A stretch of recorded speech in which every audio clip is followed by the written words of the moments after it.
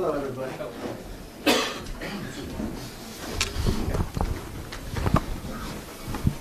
Mr. Trump, does it feel good to be back in Iowa? It does. I love Iowa.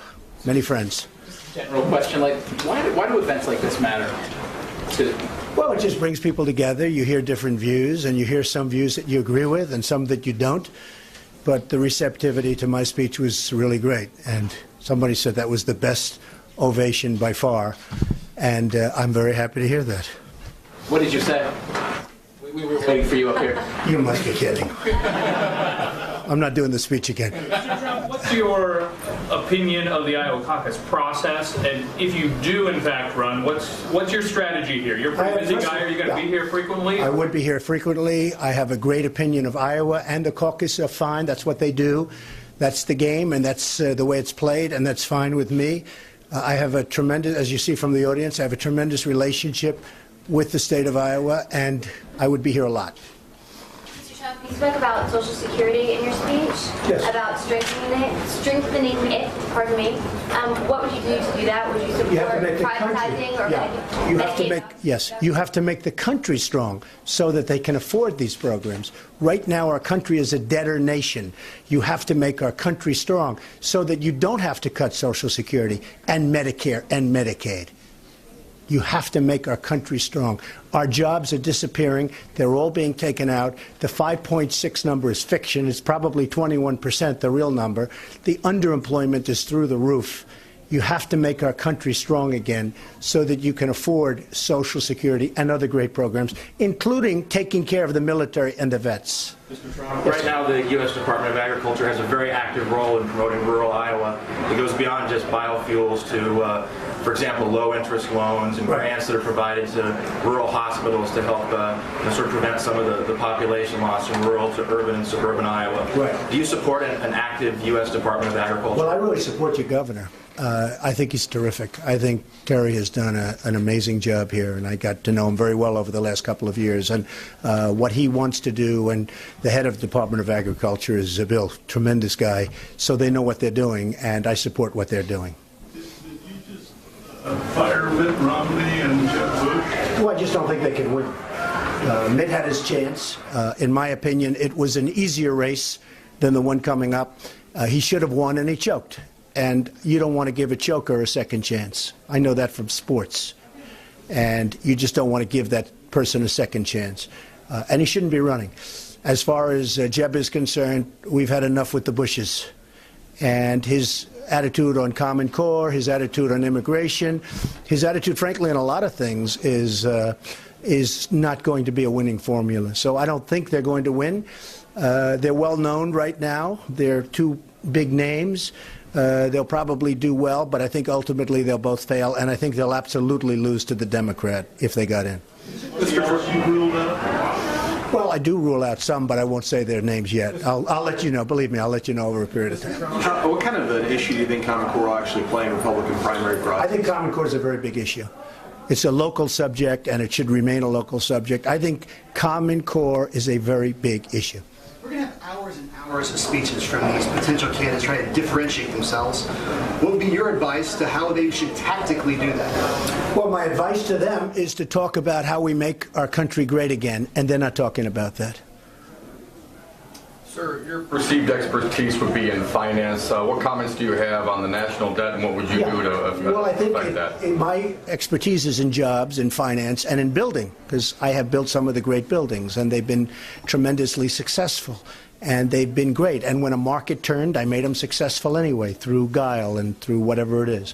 And so I've had tremendous success in real estate, as you've seen by my financial statements, and as you've seen, perhaps you heard, in the Obama administration, in the most sought-after development, as I understand it, in the history of the GSA, the old post office on Pennsylvania Avenue, best location, best everything, Trump got it.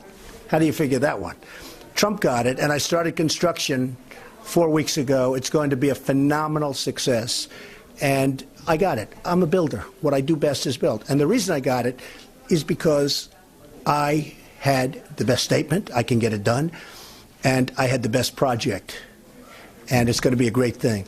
You need a builder because our infrastructure is crumbling. You need somebody that knows how to get things done, how to get things built, what to do. I mean, I can tell you that I have people that will build buildings for 2 or 3 or 4 times more money than me or somebody that knows what they're doing. And those buildings won't be as good as what we do. And then they understand, they say, well, why did Trump succeed and we failed? You know, one thing like the Wallman Rink in Central Park, 8 years, $21 million by the Koch administration, and they couldn't get it built. And I went to see Ed Koch, and I said, Ed, let me do it. I can get this thing done fast. And I said, and if it costs 1 penny over $2 million, I'll pay for it myself. And I got it done for $1.4 million. 1.4, and I got it done in 3 months. This was under construction for 8 years. They didn't know what they were doing. I have another one now in the Bronx where I did the same thing with a big golf project. It's been under construction for 20-some-odd years. It's a catastrophe. Hundreds of millions of dollars. I took it over a year and a half ago. It's ready to open. Mr. Trump, it would have never opened. And I tell you something. The country is easier. It's actually easier because we have such power and such potential wealth. We can fix this country. We can fix the infrastructure of the country. And we have to start doing it quickly. When I see in Ohio and other places bridges collapsing, and that's just the beginning, because 69%, and one report said 80% of the bridges are in terrible shape and dangerous shape. So you need somebody that knows what they're doing. One other thing, I deal with foreign countries all the time. I made a lot of money against China, and I will say against China. I made a lot of money dealing against China. And I made a lot of money dealing against other countries. I'm doing jobs in Europe. I'm doing jobs in Dubai. I'm doing jobs all over Asia. And they're very successful. And I deal with the politicians, and I deal with the heads of those states. And I get along with them great. And we come out on top. You need somebody that can do that. Okay. Would you take America back into another ground war against ISIS? Say what? Would you take America back into another ground war? Well, we have to do something about ISIS. When they're cutting off people's heads right in front of us and taunting us, somebody has to be very, very strong against ISIS and Islamic terrorism. Somebody has to be very, very strong, or it's only going to get worse, and it's going to get a lot worse before it gets better. Yes? How come you've never built anything well-known in Iowa? Are we too small for your company? Well, I love Iowa. It could happen. I actually did look at a couple of things in Iowa, believe it or not. But Iowa, last night I gave a speech at the expo, the big Farmland Expo, and it was terrific. And they set every record. They had the biggest crowd they've ever had, standing room only. People couldn't get in the room, and we all had a great time.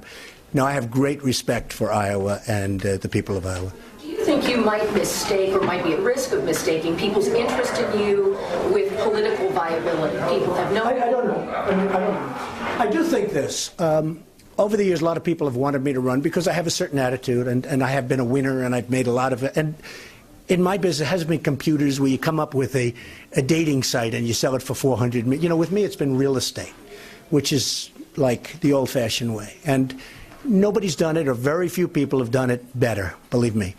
And I do think that over the years they've wanted me to run. I love what I'm doing, and I hadn't wanted to run. I never said I was going to run. But I looked at it, in particular the last time, I decided not to.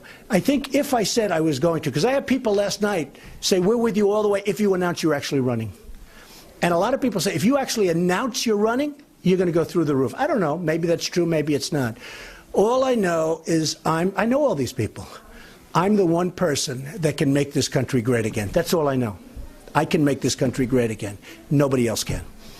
If America needs a President Donald Trump, then why aren't you already in the race? What's keeping you out? Well, what factors are you considering? If I do it, I'll be doing it in the not-too-distant future, probably before June. What's part of your decision process? I mean, what's going to make you get in or stay out? Last time I had contractual obligations with NBC. I had a lot of, you have a lot of different laws, rules, regulations. I did have contractual obligations. I was also building all over the world. My children were younger. Now my children are all very good executives. They're doing a great job. Ivanka, Don, Eric, my 3 oldest children. I have some great executives in place. So last time it would have been very much harder. You know, when a politician runs for office, they can run for office. What do? They do nothing. They run. All they do is run. They win, great. If they lose, great. They'll run again. With me, it's a big commitment, and I love what I'm doing. And the tremendous success of The Apprentice may have been a reason. I got a call from the head of NBC. They want to know, can they extend this series because it's, you know, it's over in 2 weeks, and they want to know, can we make it 4 more weeks because it does so good? And, you know, there's a lot of good feeling out there. But the last time I had contractual obligations and I was building all over the world.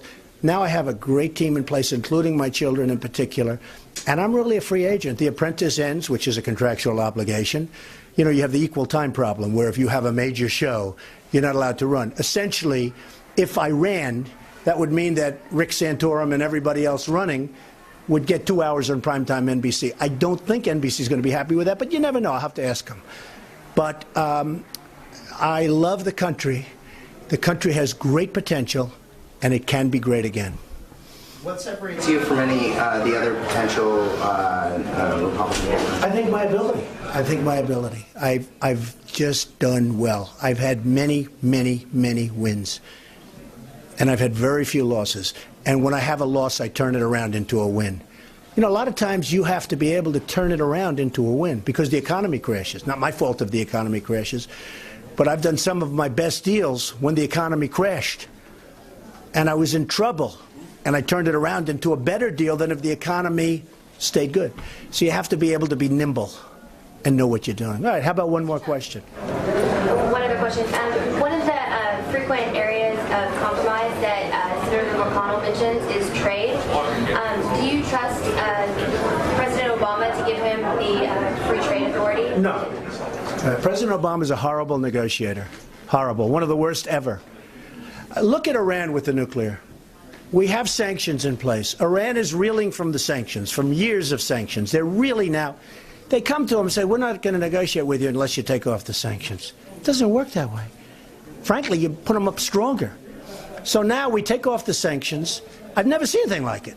It's like I wrote the book, The Art of the Deal, which was, I guess, the biggest, or one of the biggest, but I think the biggest selling business book of all time.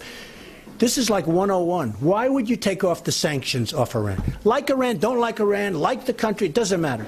Who would be so stupid as to take the sanctions off Iran when you're negotiating? So now what Iran is doing is tapping us along like a bunch of dopes. Just tap, tap, tap, tap, tap. Time, time, time. They're going further and further into their nuclear program. And guess what? Once they have those nuclear weapons, we can't really negotiate very well anymore. Support giving him fast-track authority? No. I would support having brilliant people do our trade agreements, because I like fair and smart trade. Because every trade deal we make stinks. It stinks. I like fair trade and I like smart trade. You know, fair trade is good if you have smart people negotiating. And I would have the best because I know the best. Thank you. Okay? Thank you all very much. Appreciate it. Great to be with you. Thank you.